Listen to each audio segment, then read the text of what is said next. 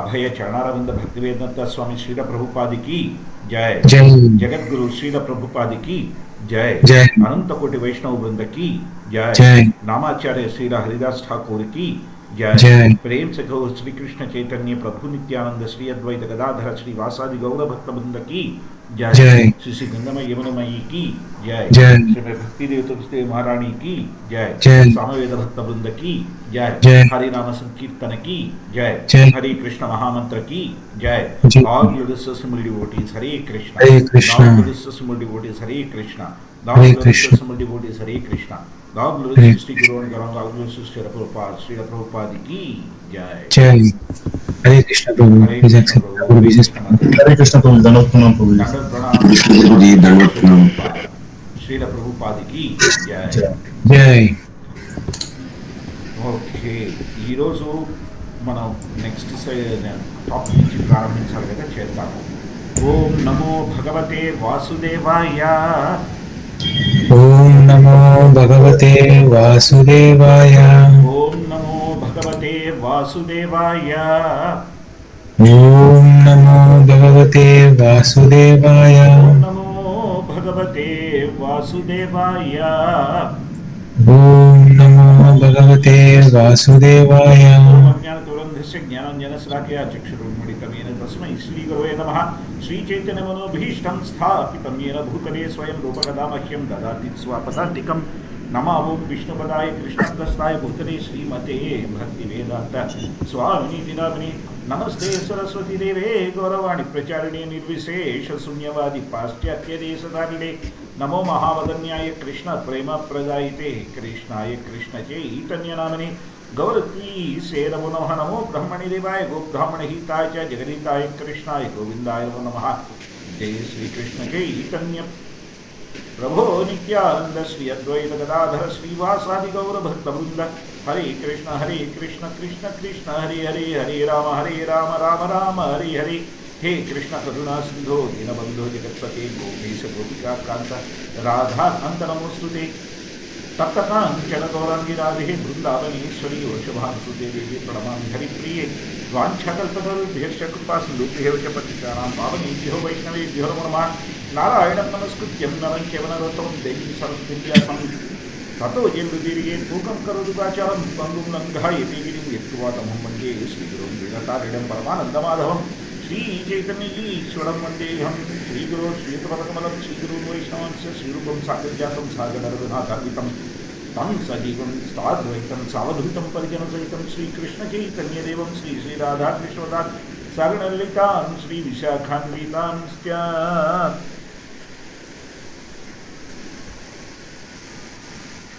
హరి ఓం తత్సత్. హరే కృష్ణ ప్రభు మాతాజీ. పోయినసారి మనం శుద్ధ భక్తిలో ఉండేటువంటి సుఖం గురించి మాట్లాడాము. దానితో పాటు ఇది అన్ని సిద్ధులు అన్నిటికంటే కూడా చాలా గొప్పది.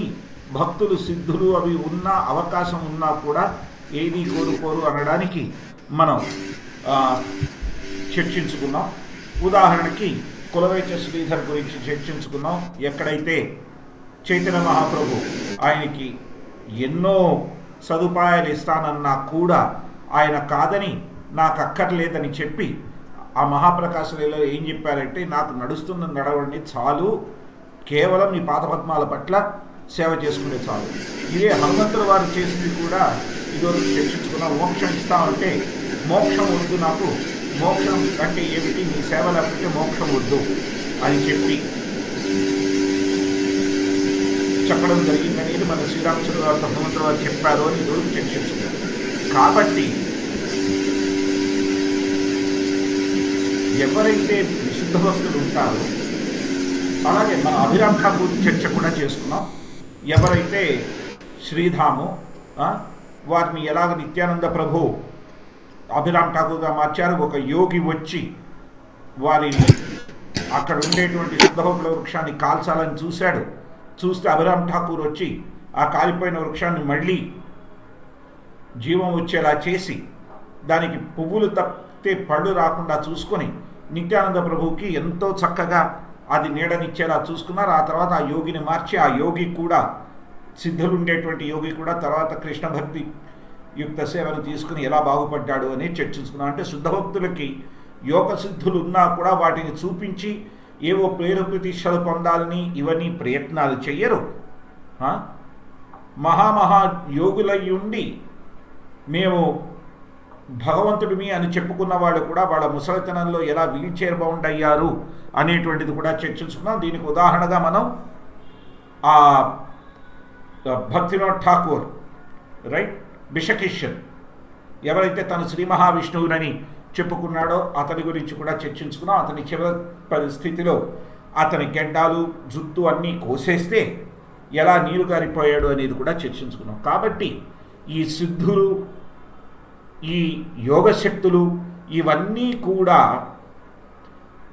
కాల ప్రమాణంలో మనిషి జీవితం కంటే కొంచెం ఎక్కువగా కనిపించినా అవి కూడా తాత్కాలికవే, టెంపరీ మాత్రమే. శాశ్వతంగా మనతో ఉండేది ఏమిటి అంటే కృష్ణ భక్తి.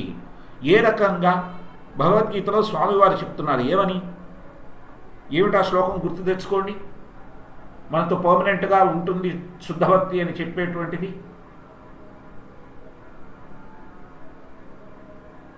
నేహాభిక్రమణాశోస్తి. హరే కృష్ణ. ఇది మీకు అందరికీ తెలిసిన శ్లోకమే కదా.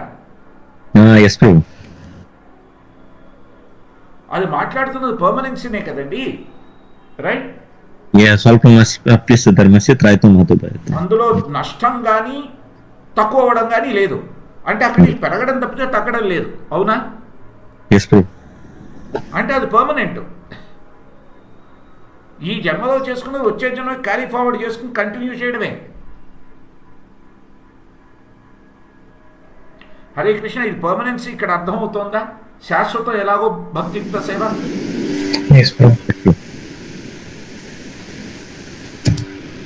అంటే ఈ జన్మలో చేసి ఇంకో 1,000,000 జన్మలు మిస్ అయినా కూడా ఆ తర్వాత మళ్ళీ ప్రారంభించినా మళ్ళీ ఈ 20% చేసుకుంటే 21 నుంచే ప్రారంభిస్తాం. సో కాబట్టి మనకు అది పర్మనెంట్ ఫిక్స్చర్. ఎందుకంటే అందుకనే ప్రభుపాద గారు మనకి చెప్తారు ఏమని, జీవాత్మ అహంకారంతో మోహంతో కప్పబడి ఉన్నా కూడా కృష్ణ చైతన్యం నిర్ద్రాణంగా హృదయంలో ఉంటుంది. It is in a dominant state అంటారు ప్రభుపాద. అవునా? అంటూ మనను వదలనిది ఆ కృష్ణ చైతన్యం మాత్రమే. నిత్యం మనతో పాటు ఉండేది పరమాత్మ అయిన స్వామివారి మట్టుకే కాదు, వారి చైతన్య భావం కూడా మనతో నిత్యం ఉంటుంది. కాబట్టి అదొక్కటే మనకి పర్మనెంట్ ఫిక్స్చర్. హరే కృష్ణ ప్రభు. హరే కృష్ణ మాతాజీ. ఈ పాయింట్ మీరు క్లారిటీ ఉందా? ఏమైనా క్వశ్చన్స్ ఉన్నాయా?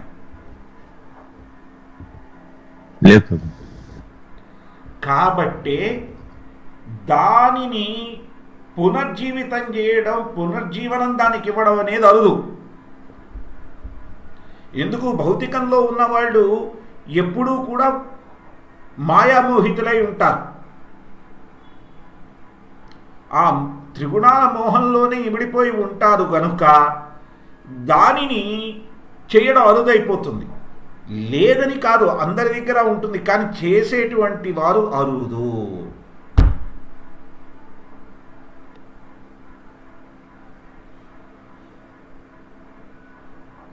ఇక్కడ చూడండి, ఇక్కడ అసలు ఆ ఫస్ట్ స్టేట్మెంట్ చూడండి. ఇందులో ఆధ్యాత్మిక జీవితంలో మొదటి దశలోట ఎన్నో ప్రయత్నాలు చేయాల్సి ఉంటుంది.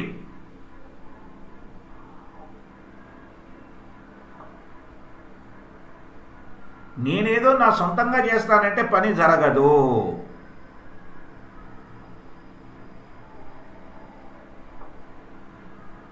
ఏంటంటే స్వామివారు అంత సులభంగా దానిని ఇవ్వరు. అది కేవలము ఒక శుద్ధ భక్తుడి సాంగత్యంలోనే వస్తుంది. అందుకని చైతన్య చరితామృత మధ్యలీలలో నుంచి చెప్తున్నారు.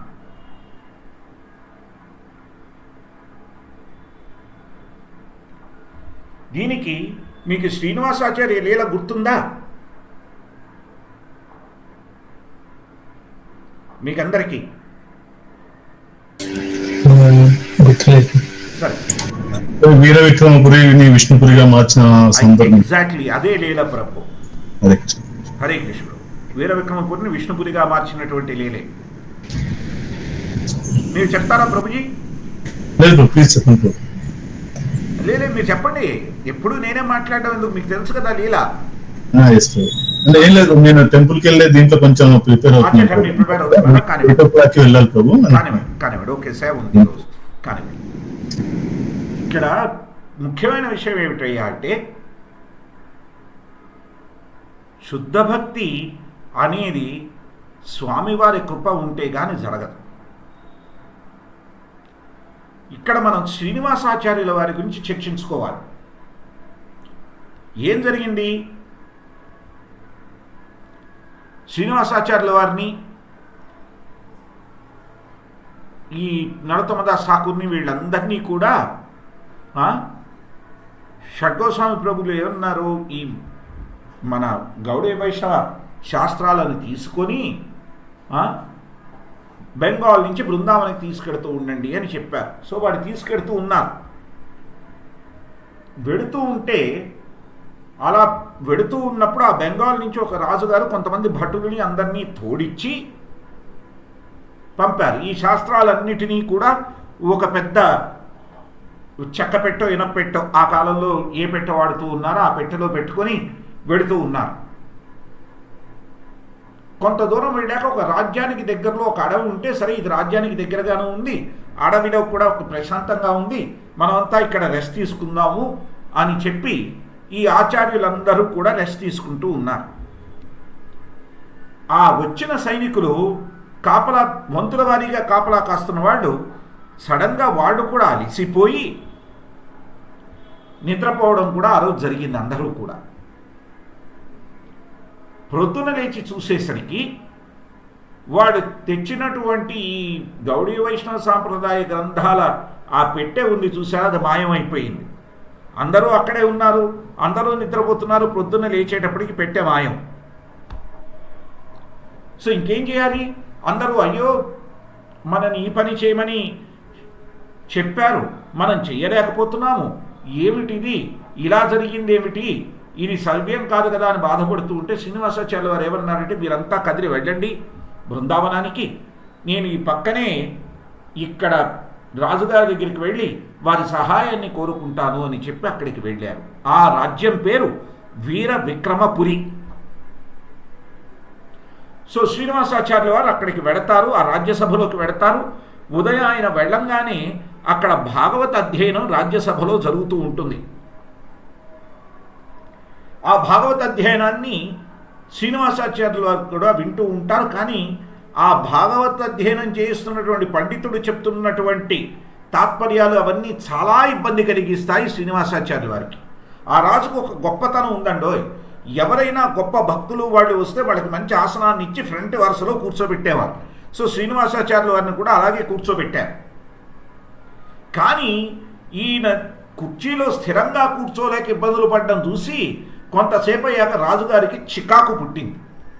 చిరాకు వచ్చి పట్టుకొని, ఏమయ్యా పెద్ద మనిషి, ఏదో భక్తులను మర్యాద ఇస్తే నా మహావేద పండితుడు ఇక్కడ భాగవతం మీద నిర్వచనం చెప్తూ ఉంటే, అతను ప్రవచనం ఇస్తూ ఉంటే చాలా ఇబ్బందికరంగా మొహాలు, శరీరము, నీ బాడీ లాంగ్వేజ్ బాగోలేదు అంటే, అప్పుడు శ్రీనివాసాచార్యుల వారు చెప్తారు, ఏమండి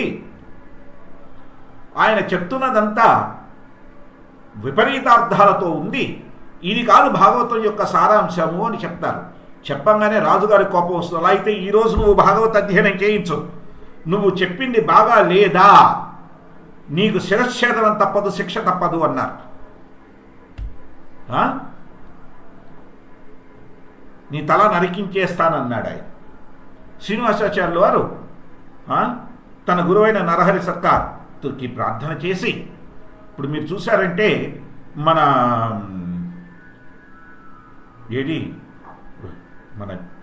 ఏమిటది హారతి, గౌరహారతిలో పాడతాం కదా, గౌరహారతులు నరహరి ఆది కోరి చమరాదులాయ, హరే కృష్ణ, గుర్తుందా అది? సంజయ ముకుంద బాసు ఘోషాదిగాయ. అరే ఆ నరహరి సర్కార్ ఠాకూర్ వారి శిష్యుడు శ్రీనివాసాచార్యుల వారు తన గురువైన నరహరి ఠాకూర్కి ప్రార్థన చేసుకొని ఈయన భాగవత అధ్యయనం చేయిస్తారు. అక్కడ ఉండేటువంటి ఆ సభలో ఉండేటువంటి వారందరూ కూడా ఆహా, ఇటువంటి భక్తిపూరితమైన భాగవత అధ్యయనం ఈ రోజు వరకు వినలేదు కదా అని మైమరిచిపోయి అలా ఎంతోసేపు వింటారు. రాజ్యసభని మర్చిపోయి అలా వింటూ ఉంటారు. వీరు ఎంతో ఇదిగా చెప్పి ముగిస్తారు. ముగించగానే రాజుగారు ఎంతో దీనితో వచ్చి ఆయనకి పాదాలకు నమస్కరించి, అయ్యా మీరు నాకు ఒక సహాయం చేయాలి, ఒక మార్గదర్శనం చేయాలి అంటారు. మార్గదర్శనం చేయాలంటే సరే చెప్పండి, నేను ఏం చేయగలను, నేను ఏదో ఇలా మా పుస్తకాలు తీసుకొస్తుంటే ఎవరో దొంగలించారు అవి పోయంటే రండి ముందర మా కోశాగారంలోకి వచ్చి నాకుండేటువంటి ఇబ్బందిని చూసి నాకు మార్గదర్శనం చేయండి, మీ దానికి నేను తప్పకుండా సహాయం చేస్తానంటారు. సరే అని చెప్పి ఈయన తీసుకువెడితే అక్కడ వీడు ఏ పెట్టె అయితే తెచ్చారో ఆ పెట్టె ఆ కోశాగారంలో ఉంటుంది. అందులో శాస్త్రాలన్నీ ఉన్నాయా అని తెరిచి చూస్తారు శ్రీనివాసాచార్యుల వారు. తీస్తే మొదటి తాళపత్ర గ్రంథంలోనే ఏమి రాసి ఉంటుందయ్యా అంటే, ఏమిటా కోన భాగ్యవాన జీవ్, ఏమిటా మన శ్లోకం చెప్పండి. బ్రహ్మాండ భ్రమితే కోన భాగ్యవాన జీవ్, గురుకృష్ణ ప్రసాదే పాయ్ భక్తయతా బీజ్. ఆయన తెరవంగానే మొట్టమొదటి ఆ శ్లోకం కనబడుతుంది. ఆహా, గురుకృప వల్ల నాకు ఈ షడ్గోస్వామి ప్రభులు ఇచ్చినటువంటి ఈ గౌడీయ వైష్ణవ శాస్త్రాలన్నీ కూడా దొరికాయి, వీటిని ఎలాగైనా బృందావనానికి అర్జెంటుగా చేయాలని ఆయన హడావిడిలో ఉంటే ఆ రాజుగారు ఏమంటారంటే, మీ వంటి భక్తులు నాకు కావాలి, మీరే నాకు రాజగురువు కావాలి, మీరే నన్ను మీ శిష్యుడిగా స్వీకరించాలి, నా వల్ల పెద్ద పొరపాటు జరిగింది, క్షమించండి. నా దగ్గర ఒక జ్యోతిష్యుడు ఉన్నాడు, అతను రోజు జాతకం చూసి ఈ అడవిలోంచి ఏదైనా గొప్ప నిధి వెడుతూ ఉంటే దాన్ని ఎలా కొల్లగొట్టచ్చో చెప్తాడు. నేను రాజ్యాన్ని నడిపించడానికి నా దగ్గర ఒక దొంగల ముఠా ఉంది, ఆ దొంగల ముఠాతో ఆ నిధిని దొంగలింపజేస్తాను, దాని నుండి వచ్చిన దాంట్లో వాళ్ళకి కొంత డబ్బు ఇచ్చి మిగిలిన దాంతో రాజ్యాన్ని నడుపుతున్నాను సుమా. అలాగే ఇప్పుడు కూడా నువ్వు జన్మలో సాధించనటువంటి నిధి, ఎవరికీ దక్కని నిధి నీకు దక్కబోతోందని చెప్తేనే ఈ పెట్టెను నేను దొంగలతో దొంగలింపచేశాను.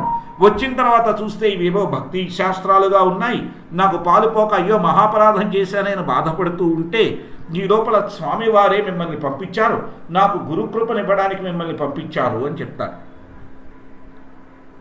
అప్పుడు శ్రీనివాసాచార్యులు అంటారు, అయ్యా నా చేతుల్లో ఏం లేదు, నేను మా గురువు గారిని అందరినీ అడగాలి, అడిగ్గాని నేనేం చేయలేనని చెప్పి ఈ శాస్త్రాలన్నింటినీ ఆ రాజుగారి హెల్ప్తో తీసుకుని బృందావనానికి తీసుకువెళ్ళి అక్కడ చేర్చిన తరువాత నరహరి ఠాకూర్ని అడుగుతారు. నరహరి సర్కార్ ఠాకూర్ని అడిగితే నరహరి సర్కార్ ఠాకూర్ వారిని ఏమంటారు, తప్పకుండా తీసుకో, ఆ రాజులో మార్పు వచ్చిందంటే ఆ రాజ్యంలో కూడా మార్పు వస్తుంది, కృష్ణ చైతన్యాన్ని నువ్వు అక్కడ ప్రచారం చేయంటే అప్పుడు రాజగురువు స్థానాన్ని తీసుకొని ఆ రాజ్యంలో కృష్ణ చైతన్యాన్ని ఎంతగా నింపారయ్యా అంటే వీరవిక్రమపురిగా పేరు చెందినటువంటి రాజ్యం అంత నిధి నిక్షేపాలతో సుభిక్షాలతో అద్భుతంగా జరిగి 5,000 విష్ణు ఆలయాలు ఏర్పాటు చేయగలిగినటువంటి గొప్ప సంపత్తిని ఏర్పరచుకోగలిగారు ఆ రాజు, ఏ దొంగతనాలు చేయకుండా. ఆఖరికి ఏ గజ దొంగలనైతే వాడుకున్నారో వాళ్ళు కూడా గజభక్తులు అయిపోయారు. హరే కృష్ణ, హరే కృష్ణ. చూస్తున్నారా, శ్రీనివాసాచార్యుల వారు తన గురువైనటువంటి నరహరి సర్కార్ ఠాకూర్ వారికి ప్రార్థన చేసినటువంటి ఒక శ్రీమద్ భాగవత అధ్యయనం ఒక రాజుగారినే కాదు ఒక రాజ్యాన్నే మార్చేసింది. అంటే ఒక శుద్ధ భక్తుడి స్పర్శ కలిగితే ఎటువంటి మార్పు వస్తుంది అనడానికి ఇది ఒక గొప్ప నిదర్శనం. అవునా కాదా? ఈ ఎగ్జాంపుల్ వ్యాలిడిటీని ఒప్పుకుంటారా?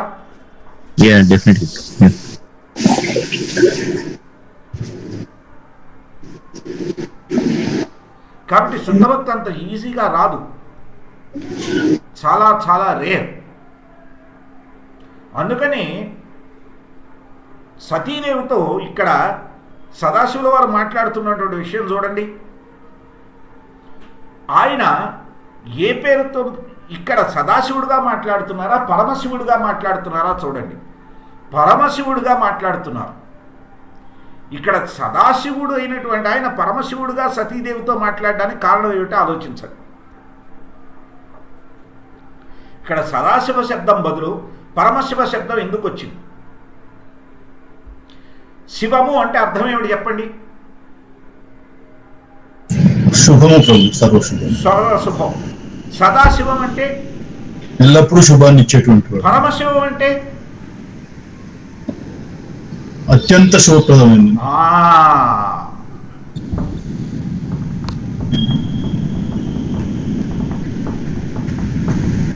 భక్తియుక్త సేవ గురించి చెప్పడం పరమ శుభకరము.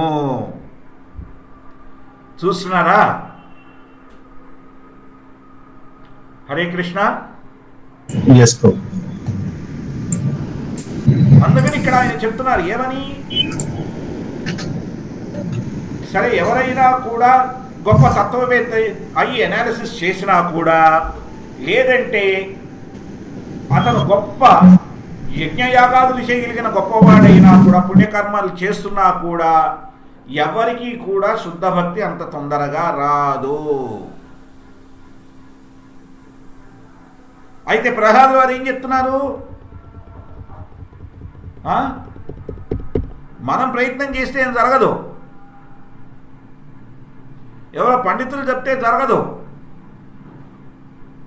కేవలం ఒక శుద్ధ భక్తుడి పాద ధూడి వాళ్ళని జరుగుతుంది. నారదముని కూడా అదే చెప్తున్నారు చూడండి. రైట్. ఇక్కడ 2 శ్లోకాలు మనకు ఆల్రెడీ ఇచ్చారు. జ్ఞానత సులభ ముక్తిర్భుక్తి యజ్ఞాది పుణ్యత సేయం సాధన సాహస్రైర్ హరిభక్తి సుదుర్లభ. స్క్రీన్ షేర్ అవ్వట్లేదు. ఓ, షేర్ అవ్వట్లేదా? ఓ ప్రభు, ఇలాంటిది ఉంటే మొదటే చెప్పండి ప్రభు ప్లీజ్. నేను స్క్రీన్ షేర్ ఉందనుకునే మాట్లాడుతూ ఉంటాను. So next time onwards up front చెప్పేయండి ప్రభు.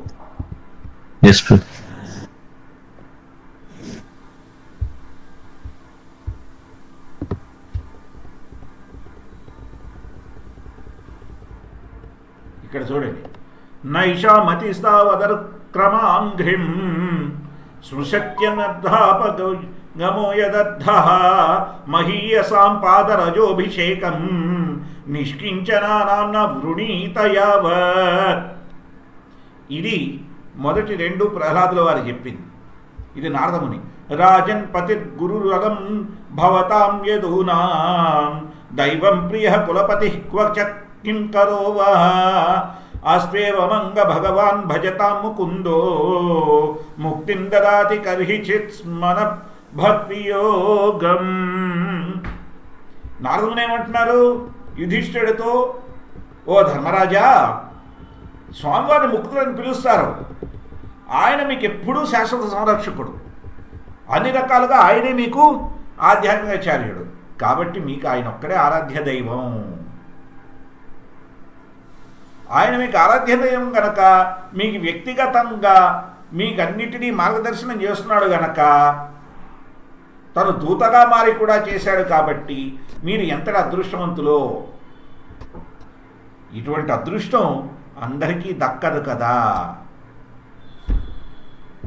చూస్తున్నారా?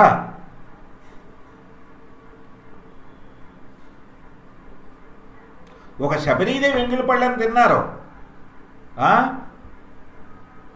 ఒక విదురుడి ఇంట్లో పాలకూర తిన్నారు. అరటి తోలు ఇస్తే అరటి తోలు తిన్నారు, అరటి పండు బదులు. కానీ దుర్యోధనుడు ఇచ్చినటువంటి గొప్ప భోజనాన్ని స్వీకరించారా?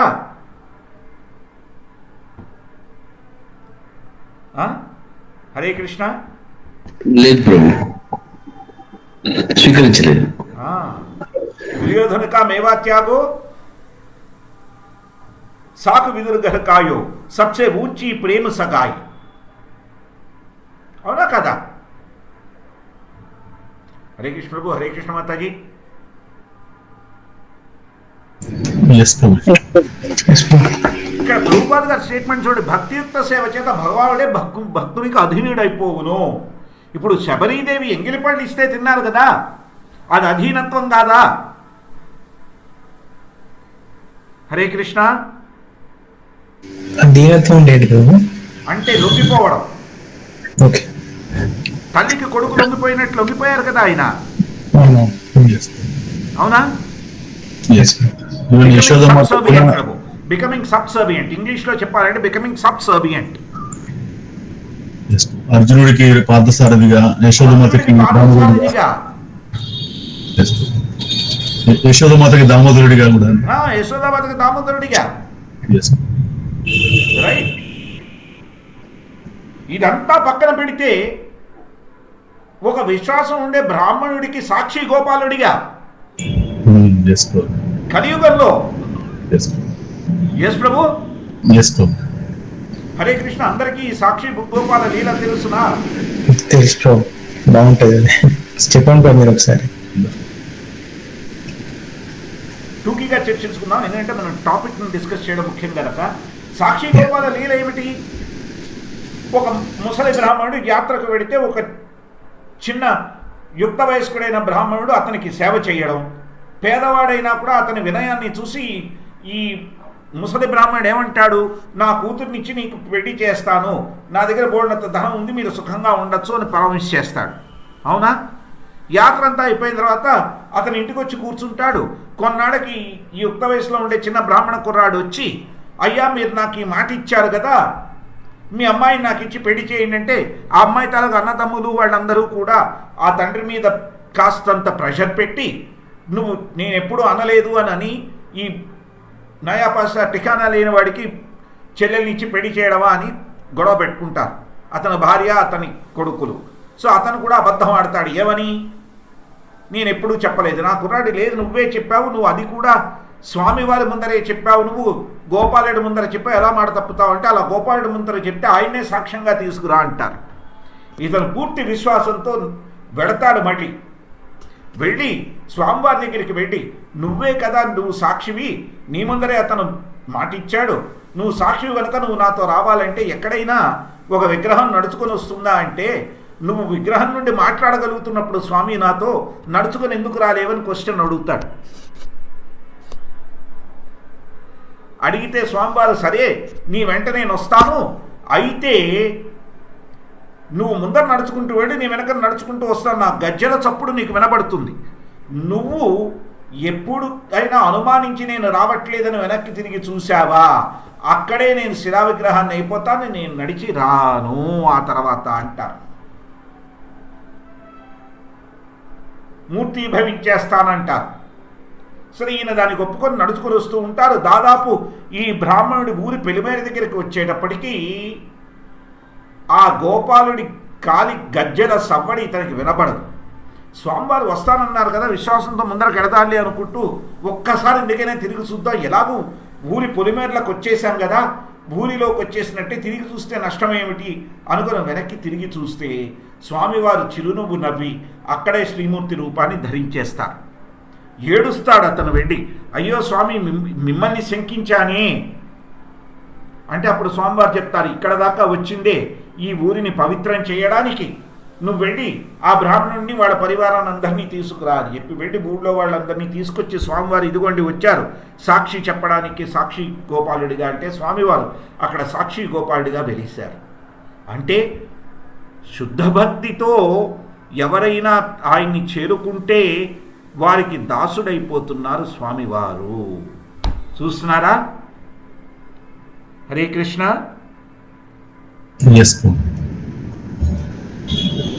ఇది కలియుగంలో జరిగినటువంటి విషయం.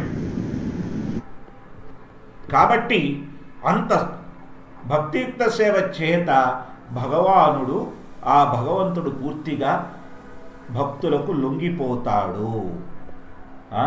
దీనికి మీకు అందరికీ అంబరీష్ మహారాజు డీలా తెలుసు కదా. దుర్వాసముని అంబరీష మహారాజు అందరికీ ఆ లీల తెలుసా? సంవత్సరం పాటు చేసినటువంటి ఎగ్జాక్ట్లీ. ఆ చక్రం రావడం, ఆ రాక్షసుని చంపేయడం, దుర్వాసముని పరిగెత్తడం, ముందర బ్రహ్మదేవుడి వారి దగ్గరికి వెడితే నేనేం చేయలేనంటావు, సదాశివుల వారి దగ్గరికి వెడితే నేనేం చేయలేనంటావు, అప్పుడు విష్ణుమూర్తి దగ్గరికి వెడితే నేను ఏం చేయలేనంటారు అని ఏమంటారు? నేనేం చేయలేనని ఏం మాట వాడతారు విష్ణుమూర్తి? భక్తుడు క్షమిస్తే నేను క్షమిస్తాను. అహం భక్త పరాధీనా, నేను భక్తుడి పరాధీనంలో ఉంటాను.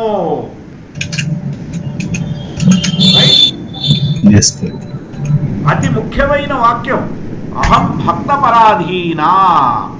చివరికి అంబరీష్ మహారాజ్ దగ్గరికి వచ్చి క్షమాపణ వేడుకుంటే గానీ ఆ సుదర్శనుడు ఆగలేదు. ఇక్కడ సుదర్శనుడు అనేటువంటి ఆయన నామానికి నిర్వచనాన్ని మనం అర్థం చేసుకోవాలి. తర్వాత టాపిక్కి వెళ్లే ముందర దర్శనం అంటే అర్థం ఏమిటి? స్వామివారిని చూడటం, అవునా? దర్శనం అంటే స్వామివారిని చూడటం. సుదర్శనం అంటే ఉత్తమ మంచి దర్శనం, చక్కగా స్వామివారిని చూడటం. రైట్. ఇప్పుడు దూర్వాసముని వెంట పడ్డాడు ఈయన. పడితే దూర్వాసమునికి స్వామివారి యొక్క భక్తిభావ సుదర్శనం జరిగిందా లేదా? హరే కృష్ణ ప్రభు, హరే కృష్ణ మాతాజీ అందరూ కూడా దయచేసి ఈ విషయం బోధపడిందా? ఇక్కడ భౌతికంగా చూస్తే సుదర్శనుడు వారిని వెంటాడిన విషయమే కనబడుతుంది.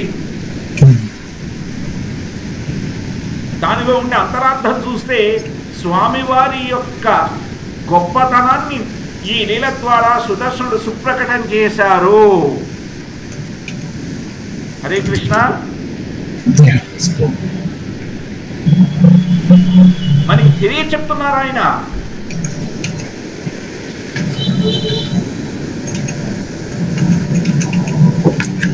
చక్ర రూపుడైనటువంటి ఆయన ఈ జనన మరణ కాలచక్రాన్ని తప్పించుకునేటువంటి అద్భుతమైన స్వామివారి స్వభావాన్ని మనకి చాలా చాలా చాలా కళ్ళకు ప్రస్ఫుటంగా క్లియర్గా కనబడేలాగా చూపించేశారు. అదే సుదర్శనం. హరే కృష్ణ. ఇది అంతరార్థం, లీలలో ఉండేటువంటి అంతరార్థం ఇది. బయటకు చూస్తే ఒక అంబరీష్ చక్రవర్తిని రక్షించడము, ఒక దూర్వాసముని భయపెట్టడము, ఒక రాక్షసుడిని శిక్షించడము కనబడుతుంది. అదేమిటి? ప్రభుపాల్ గారు చెప్పినట్టుగా తేనె సీసాని నాకడం లాంటి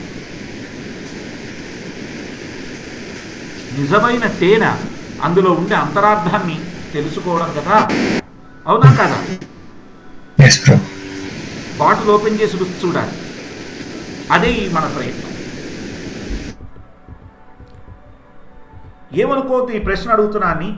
ఎప్పుడైనా కూడా ఈ రకంగా ఈ లీలను ఆలోచించే ఈ రకంగా ఈ లీలని అనుభవించేటువంటి అవకాశం మనకు కలిగి ఇంతకు ముందర దొరికిందా మీకు? ఇంతకుముందు అయితే మీ క్లాస్ చెప్పిన తర్వాత ద యాంగిల్ ఆఫ్ ఇన్సైట్ చేయడం అనేది జరుగుతుంది. ఇంతకు ముందర ఈ రకంగా చూడాలి అనేటువంటి ఆలోచన ఎప్పుడైనా మీకు అందరికీ కలిగిందా అని అడుగుతున్నాను. ఎందుకంటే I don't want to repeat points that you are already aware of. అది లేదు ప్రభు. లేదు ప్రభు. షూర్, థ్యాంక్స్ ప్రభు. రామకృష్ణ ప్రభు మీరు?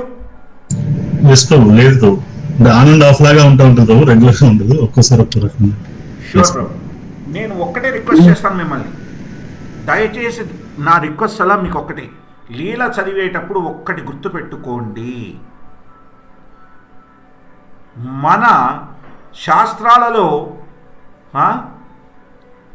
ఏ ఏ పేర్లైతే భక్తులకి ఉన్నాయో వాళ్ళ పరమాత్మ కృపతో అవి పెట్టబడ్డాయి. ఆ ఉదాహరణ ఈరోజు కొన్ని తీసుకుని అర్థం చేసుకుందాం.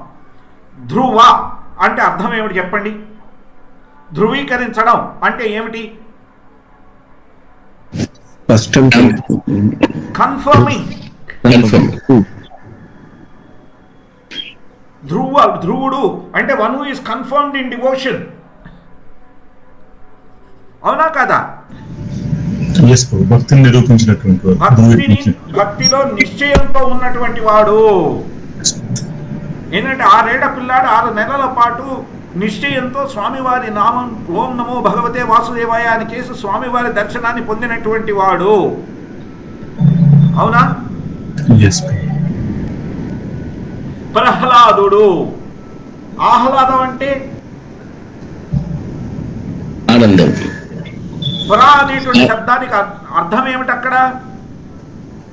పరమానందం. పురా అంటే ప్రతిష్ఠితం, established, who is always happy. ఎక్కడైనా ప్రహ్లాదుల వారు మామూల గుట్టలో పడేసిన, ఒక బావిలో పడేసిన, ఒక కొండ మించి విశ్లేషణ ఎప్పుడైనా ఆయన బాధపడినట్టు దాఖలాలు ఉన్నాయా? హరే కృష్ణ.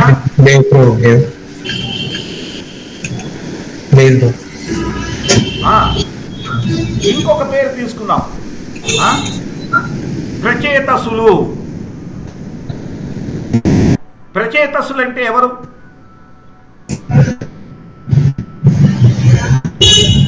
చేతము అంటే అర్థం ఏంటి? చేత అంటే అర్థం ఏంటి చెప్పండి?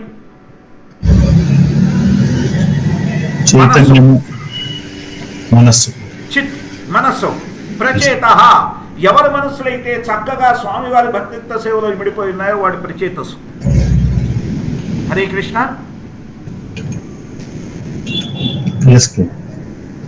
నారద అనే శబ్దం ఇదివరకు చర్చించుకున్నాం. నారద అంటే ఎవరు చెప్పండి? నారం దదాతి ఇక నారద. జ్ఞానాన్ని ఇచ్చేటువంటి వారు. రైట్. నారాయణ దగ్గర చేర్చేటువంటి జ్ఞానం ఇచ్చేటువంటి వారు. కరెక్ట్. నారాయణ వారిని చేరుకునే జ్ఞానం ఇచ్చేటువంటి వారు నారదులు. రైట్. ఇలా మన శాస్త్రాలలో మీరు పేర్లు చూస్తే అది ఎవరో కల్పించి పెట్టినవి కాదు. ఆ తల్లిదండ్రులకి వాళ్ళ పరమాత్మ ద్వారా జ్ఞానం కలిగి వాళ్ళు పెట్టినటువంటి పేర్లు. హిరణ్యకశిపుడికి తనకి గొప్ప ఆనందాన్ని ఇచ్చే కొడుకు అనే భావం కలిగింది కదా ప్రహ్లాదుడని పేరు. కానీ ఆయన నిత్య ఆనందాన్ని పొందేటువంటి మహాభక్తుడు ఆయన. రైట్.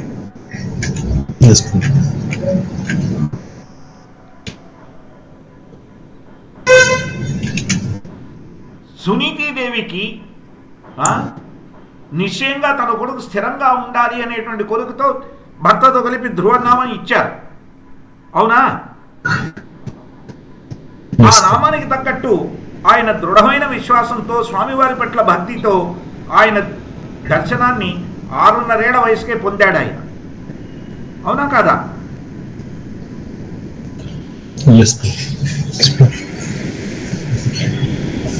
కాబట్టి ఒక్కొక్క పేరు పరమాత్మ కృపతో స్వామివారి మార్గదర్శనంతో వచ్చినవి. ఆ తల్లిదండ్రులకి అలా జస్ట్ ఆలోచన రాలేదు, అది స్వామివారి కృపతో వచ్చినటువంటి. కాబట్టి మన శాస్త్రాలలో ఉండే నామాల వెనక నుండేటువంటి అర్థాలని మనం తెలుసుకోవాలి. రైట్. ఇప్పుడు ఇంకొక ఎగ్జాంపుల్ తీసుకుందాం. రైట్. ఇప్పుడు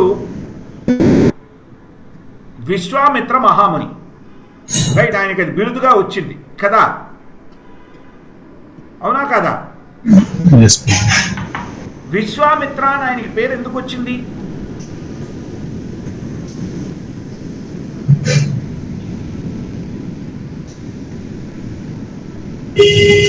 ఆయన ఉద్దేశం 10 మందికి మేలు చేయాలని. అహంకారంతో పొరపాట్లు చేసిన విశ్వానికి మంచి చేయాలని. ఇప్పుడు త్రిశంకు స్వర్గాన్ని సృష్టించారు అహంకారంతో. కానీ ఆయన ఉద్దేశం ఏమిటి? ఇంద్రుడికి అంత అహంకారం కూడదనేటువంటిది ఆయన ఉద్దేశం. రైట్. ఈయన కూడా వశిష్ఠ మహాముని పైన ద్వేషంతో అహంకారంతోనే చేశారు కదా ప్రభు? అవును, అది ఆయనతో కొట్లాట వశిష్ఠ మహాముని మీద అహంకారంతోనే చేశారు. శత్రుత్వంతోనే ఒక రకంగా. ఇప్పుడు మీరు మొదట చూశారనుకోండి, వశిష్ఠ మహాముని దగ్గర ఉండేటువంటి ఆ కామధేనువును తీసుకోవాలనేటువంటి కోరిక ఈయన ఎందుకు వచ్చింది? ఈ ఒక్క ఈయనకే కాదు, మొత్తం రాజ్యంలో ఉండే అందరికీ కూడా ఉపయోగపడుతుంది అనేది ఆలోచన. కానీ అహంకారంతో అది తప్పుదో పట్టింది. రైట్? అంటే ఆయన ఆలోచనలో పొరపాటు లేదు, ఆయన ఆచరణలో తప్పు ఉంది. చూస్తున్నారు కదా, మొదటి నుంచి 10 మందికి మేలు చేద్దామని, ఎవరికో ఉపయోగపడేది చేద్దామనే ఆలోచన. కానీ ఆయన అహంకారము, ఆయన ఇంద్రియ భోగం, ఎప్పుడు ఇంద్రియాలసంతో ఆయన వెనక్కి తగ్గిస్తూ వచ్చింది. రైట్? ఎప్పుడైతే దాన్ని జయించగలిగారో ఆయన విశ్వామిత్రుడయ్యి స్వయంగా స్వామివారికే గురువు అయ్యేటువంటి అవకాశం శ్రీరామచంద్ర లీలలో జరిగింది. చూస్తున్నారా? ఆయన విశ్వామిత్రత్వం ఎప్పుడు స్థిరపడింది? ఎప్పుడైతే ఆయన స్వామివారిని తీసుకువెళ్ళి ఆ సరయూ నదీ తీరాన కౌసల్యా సుప్రజారామ పూర్వా సంధ్యా ప్రవర్తతే ఉత్తిష్ట నర్షార్దూలా కర్తవ్యం దైవమాహనికం అని స్వామివారిని నిద్రలేపి, ఆ తర్వాత ఆయన చేత ఆ తాటకి వధ అవి చేయించి చక్కగా వారికి అస్త్రశస్త్రాలు మంత్రాలన్నీ నేర్పించి గురుస్థితిని పొందంగానే అక్కడే ధర్మస్థాపనార్థం ఆయన సేవ చేయడం జరిగింది. అక్కడే ఆయన విశ్వామిత్రుడయ్యారు. హరే కృష్ణ. ప్రభు, ఒక చిన్న క్లారిటీ కోసం అడుగుతున్నాను. అంతకుముందు విశ్వామిత్రుడు గాదిరాజుగా ఉంటారు కదా, తర్వాత విమర్శ కావాలని వశిష్ఠ మహాముని మీద కోపంతో సాధన చేస్తారు. అయితే ఈ పేరు ఇవ్వడం అనేది గురువు అని ఇచ్చారా, ఎలా జరిగింది అనేది ఏమన్నా? ఆ కాలంలో ఆచార్యులందరూ కలిపి ఒప్పుకున్నటువంటి పేరు ప్రభు. ఇప్పుడు వశిష్ఠాది మహామునులు ఉన్నారు కదా,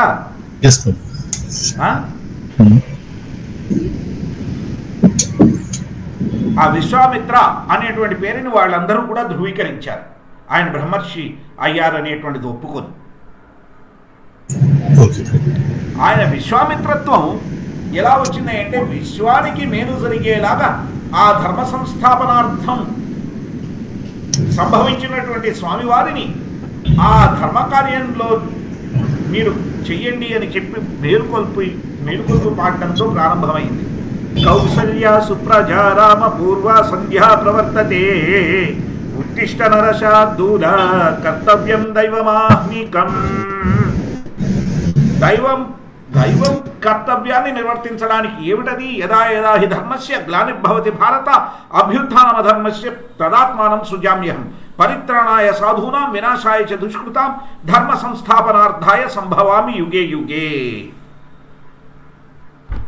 అయ్యా, ఈ దైవ కార్యాన్ని చెయ్యడానికి మీరు లేచి దయచేసి మీరు కదలండి అని చెప్పి విశ్వామిత్రుల వారు వారిని ఆ సరయూ నదీ తీరాన నిద్ర మేల్కొల్పడం జరిగింది. కాబట్టి మన శాస్త్రాలని దయ ఉంచి, శాస్త్రాలలో పేర్లని ఏదో ఒక యాలిగోరీ అంటే ఏదో అది అర్థమవ్వాలని నేర్పించినటువంటి పేర్లు అని చూడద్దు. వాటి వెనకన మన భగవంతుడి యొక్క కృపతో అంతరార్థాలు ఇమిడిపోయి ఉన్నాయి.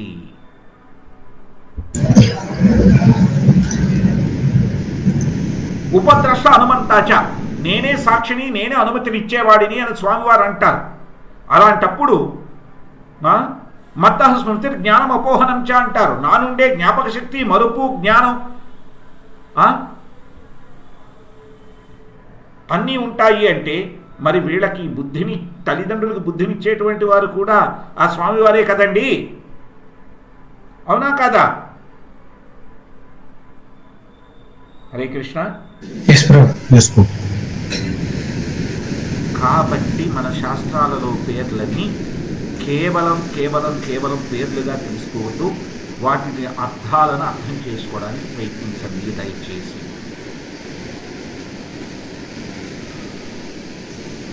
ప్రభు, ఇక్కడ పరమశివుడు అనే పదం వచ్చింది ఇందాక. మహేశ్వర అనేటువంటిది, మహేశ్వర అనేటువంటిది, ఈ రెండు కూడా ఇద్దరికి వాడతారు కదా భగవంతుడికి, పరమశివుడికి ఇద్దరిని కూడా భగవంతుడిని కూడా సంబోధిస్తుంటారు కదా. బికాస్ వీరు అంశే కదా వారికి.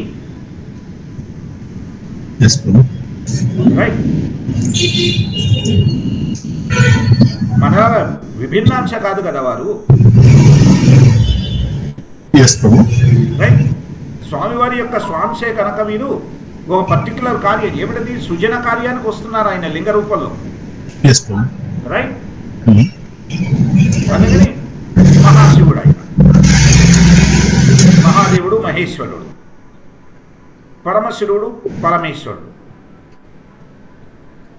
అంటే మిగతా పేర్లన్నీ వాడరు కానీ ఇందులో పరమేశ్వర మహేశ్వర అనేది ఇద్దరికి వాడతారు కదా, ఆ క్లారిటీ కోసం అవుతున్నారు. పరమశివుడు అనేది కేవలం శివుడికి వాడతారు, సదాశివుడు అనేది శివుడికి,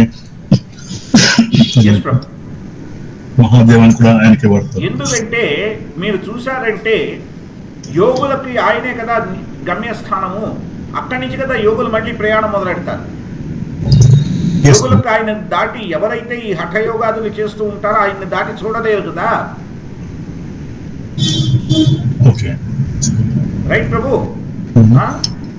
వాళ్ళకి పరమశివం అదే. అక్కడికి వెళ్ళిన తర్వాత ఆయన మళ్ళీ నిజమైన పరమేశ్వరుడిని చూపిస్తారు స్వామివారిని. చూస్తున్నారా? కైలాసం కూడా కొంత భాగం అందుకనే వైకుంఠం దగ్గరలోనే ఉంది కదండి, ఆధ్యాత్మిక లోకంలో ఉంది కదా. హరే కృష్ణ ప్రభు మాతాజీ అందరూ దీంతో అగ్రీ చేస్తున్నారా లేదా? సో అక్కడికి వెళ్ళిన తర్వాత అక్కడి నుంచి హయ్యర్ వెళ్ళే అవకాశం కలుగుతోందన్నమాట. మహేష ధామము ఒకటి, కైలాస ధామం ఒకటి, రెండు ఉన్నాయి కదా ప్రభు. అంటే మహేష ధామం స్వామివారు ఇక్కడ ఉండి కార్యక్రమాలు నడిపించేది. గోలోకనామ్ని నిజధామ్ని తలేచ తస్య దేవి మహేష హరిధామ సుతేషు తేషు. రైట్. అవి నిజధామాలు ఉంటే రైట్, కార్యాచరణ ధామాలు ఉన్నాయి మళ్ళీ భౌతికంగా. రైట్ ప్రభు. కార్యాచరణ ధామాలు వేరు, ఆధ్యాత్మిక ధామం వేరు. రైట్. గోలోక ధామం కింద ఇవి ఉన్నాయి అంతే. రైట్. రీజనల్ ఆఫీసెస్ లాగా ఇక్కడ. ఎగ్జాక్ట్లీ ప్రభు. వర్కింగ్ ఆఫీస్ ఒకటి, పర్మనెంట్ రెసిడెన్స్ ఒకటి. సత్యం గంట మోగింది.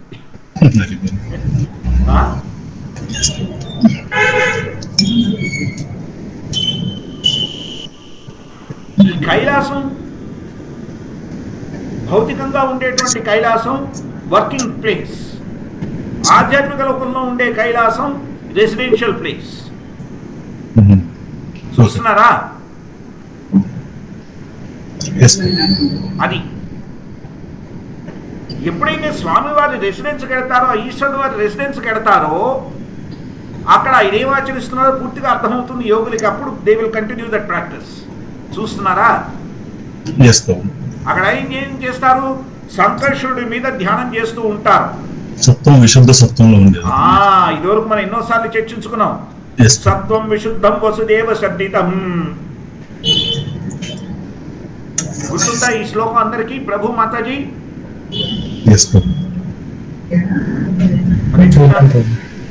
అజయ్ ప్రభు, రాకేష్ ప్రభు, హరికృష్ణ ప్రభు. విశుద్ధం. ఆ విశుద్ధ సత్వంలో ఆ సంకర్షణ వారి మీద ధ్యానం చేస్తూ ఉంటారు గనక అక్కడ దాన్ని చూస్తారు రెసిడెన్స్ లో. అది చూసిన తర్వాత వీడు కూడా ఆ ధ్యానాలు చేసి మళ్ళీ స్వామివారి దగ్గరికి చేరుకుంటారు. అదే సదాశివం, పరమశివం.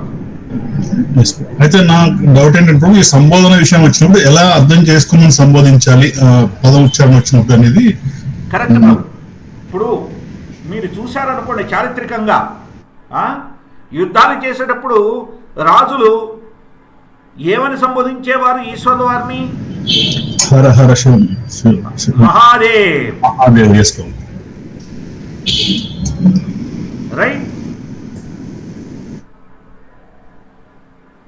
హర హర శంభో మహాదేవ.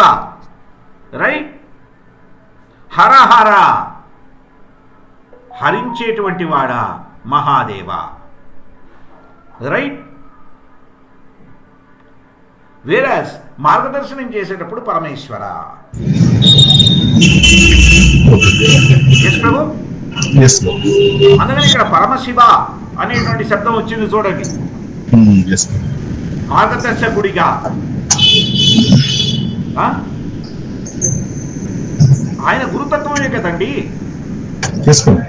ఎస్, వైష్ణవాణ యథాశంభో, వైష్ణవులందరికంటే ఒక అత్యుత్తముడు ఆయన సదాశివుడే. దక్షిణామూర్తిగా ఉపదేశం చేస్తుంటారు. అదే కదా. Right Prabhu. Thank you very much.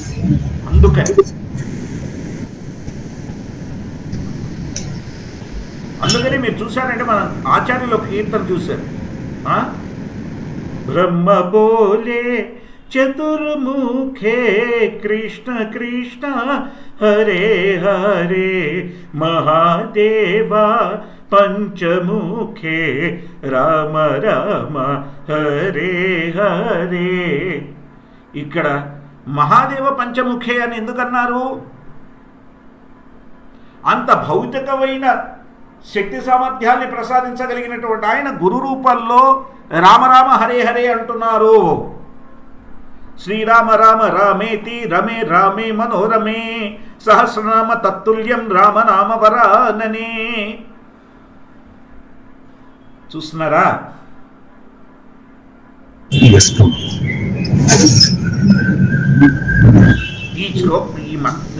మంత్రాన్ని ఎప్పుడు చెప్పారు ఆయన? శ్రీరామరామ మంత్రం ఆ శ్లోకాన్ని పార్వతీదేవి అడిగితే చెప్తారు. కేను పార్వతీదేవి అడిగారు, కేను పాయేన లఘున విష్ణోర్నామ సహస్రకం పఠ్యతే పండితైర్ నిత్యం శ్రోతుమిచ్ఛామ్యహం ప్రభో. ఈశ్వర ఉవాచ శ్రీరామ రామ రామేతి రమే రామే మనోరమే సహస్రనామ తత్తుల్యం రామనామ వరాననే. విష్ణు సహస్రనామం మొత్తం చదివే బదులు ఈజీగా ఎలా చేయొచ్చని ఈజీ ప్రాసెస్ అడిగితే కుదరనప్పుడు అని పార్వతీదేవి అడిగితే ఈజీ ప్రాసెస్ శ్రీరామ రామ రామ.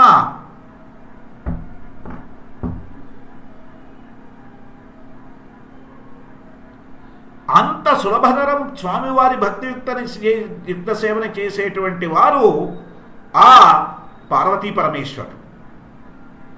చూస్తున్నారా? గురుమాత గురు రూపాలు. హరే కృష్ణ. ప్రభు ఈ విషయం అందరికీ అర్థమయ్యేలా చెప్పగలిగానా?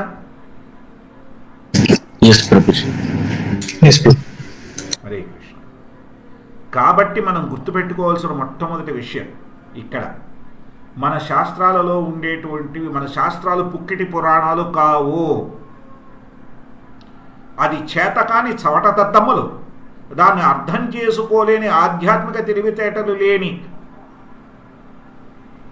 కలవు మందమతయో మందభావ్యో హి ఉపధృత అని శ్రీమద్ భాగవతంలో చెప్పినటువంటి వారు పలికేటువంటి అసందర్భ ప్రలాపాలను తీసుకొని మనం అయ్యో ఇది విశ్వాసం మాత్రమేనేమో, ఇది నిజం కాదేమో అనేటువంటి అనుమానాలకి తావివ్వకూడదు. మన శాస్త్రంలో ఉండేటువంటి ప్రతి పదంలో ఒక అంతరార్థం ఉంది. ఆ అంతరార్థాన్ని అర్థం చేసుకొని మన జీవితాన్ని గడపగలగాలి. అది మనం తెలుసుకోవాల్సిన ముఖ్యమైన విషయం. అందుకని ఈరోజు దీని హెడ్డింగ్ చూస్తే భక్తియుక్త సేవ అరుదు. అది అర్థం చేసుకోవడానికి ప్రయత్నించాలి అంటే చాలా కష్టం. మనుష్యాణం సహస్రేషు కశ్చిత్ యతతి సిద్ధయే యతతామపి సిద్ధానాం కశ్చిన్ మాం వేత్తి తత్వతః. స్వామివారు భగవద్గీతలో చెప్తున్నారా లేదా? వేలాది వేలాది మంది మనుషులలో మనుష్యాణం సహస్రేషు కశ్చిత్ యతతి సిద్ధయే, ఏదో ఒక్కరో ఎవరో ప్రయత్నిస్తారు. యతతామపి సిద్ధానాం, అలా ప్రయత్నించిన వారిలో కూడా కశ్చిన్ మాం వేత్తి తత్వతః, చాలా కొద్ది మందికే నేను నిజంగా తెలుస్తానయ్యా. అందుకనే భక్తియుక్త సేవ అరుదవుతోంది. హరే కృష్ణ.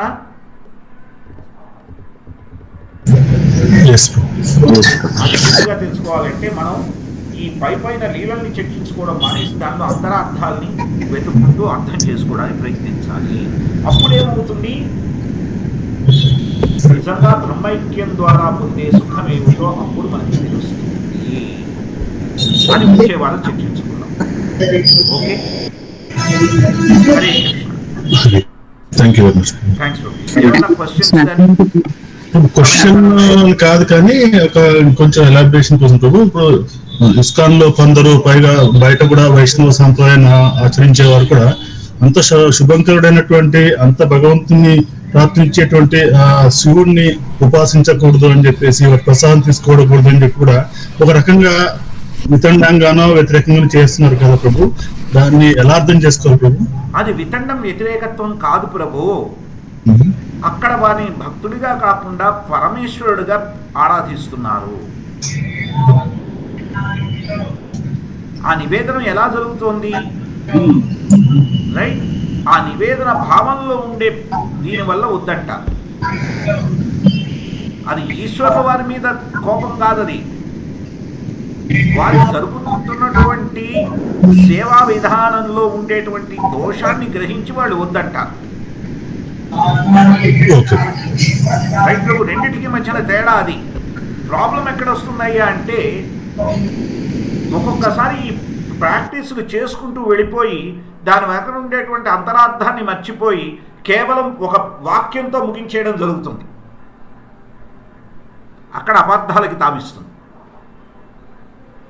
మీ ద్వారానే మనకి తెలుసు కదా ఆ న్యూస్ పేపర్ గొడవ. రైట్, ఎవరో ఒక పాశ్చాత్య దేశ శరీరం ఉండేటువంటి ఒక భక్తుడు పలికిన ఒకే ఒక్క మాట ఎంతటి న్యూస్ పేపర్ దీనికి వెళ్ళిందో మీరు చెప్తే ఈ దాసుడికి అవకాశం కలిగి వారితో మాట్లాడితే అది ఎలా ఆగిపోయిందో మీకే తెలుసు. ఎస్ ప్రభుజీ.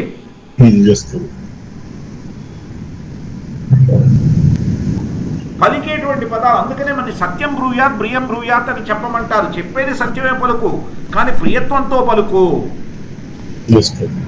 ప్రాబ్లం ఎక్కడ వస్తుంది? ప్రభుపాద గారు చెప్పినట్టు నేను చెప్తాననేటువంటి ఆలోచనతో మనం మాట్లాడితే అక్కడ దెబ్బతింటాం. చెప్పే విధానంలో ఉండే తేడాతో ఇంత గొడవ జరుగుతోంది. ఎందుకు అనేది ఎక్స్ప్లెయిన్ చేయకుండా ఇది ఇంతే అంటే ఎందుకంతే న్యాచురల్ క్వశ్చన్. ఎందుకు అనేది ఎక్స్ప్లెయిన్ చేయగలగాలి.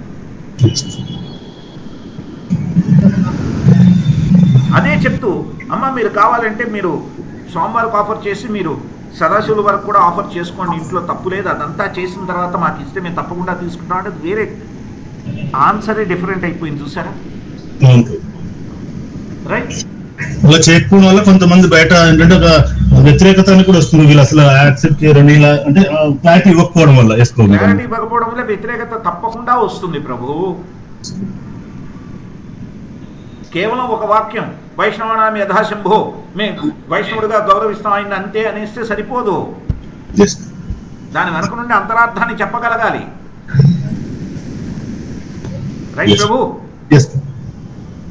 అది ప్రభు అక్కడ. థ్యాంక్స్ ప్రభు. హరే కృష్ణ. ఇంకేమైనా ఉన్నాయా క్వశ్చన్స్ కానీ క్లారిఫికేషన్స్ కానీ కమెంట్స్ కానీ? షూర్ ప్రభు.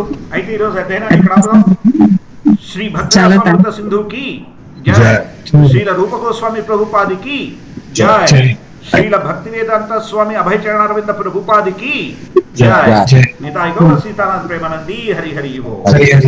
హరే కృష్ణ. హరే కృష్ణ. హరే కృష్ణ. ప్రభుపాదికి జయ. జై.